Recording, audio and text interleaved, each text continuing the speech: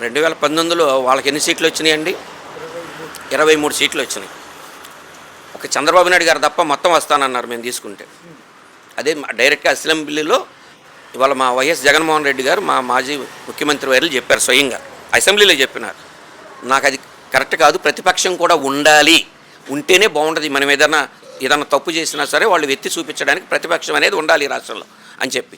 మరి ఢిల్లీలో బీజేపీకి 3 సీట్లు వచ్చినాయి, ప్రతిపక్షం ఇచ్చినారు కదా. మీరు 11 సీట్లు ఇచ్చినారు, అసలు 11 అన్నారు. మన వరల్డ్ కప్ తెచ్చింది ఎంతమంది టీంతో? క్రికెట్ టీము ఎంతమంది తెచ్చింది? 11 మంది. 2-1 ఒకటైతే ఏమవుతుంది? భార్యాభర్తలు అవుతారు. అవునా? 2-1 ప్రాధాన్యత ఎంత ఉంది. ఇది తెలియక ఏదో పిచ్చిగా కూర్చుని అక్కడ అసెంబ్లీలో ప్రజల డబ్బుతో దుర్వినియోగం చేస్తూ నెల రోజుల పాటు అసెంబ్లీ నడిపి అందుట్లో ఒకళ్ళ గురించి ఒకళ్ళు మెచ్చుకుంటూ ఒకళ్ళ గురించి ఒకళ్ళు డబ్బాలు కొట్టుకోవడం తప్పితే ఏమన్నా ప్రజా సమస్యల మీద మాట్లాడటానికి ఏదైనా ఛాన్స్ దొరికిందా, వచ్చిందా? ఇది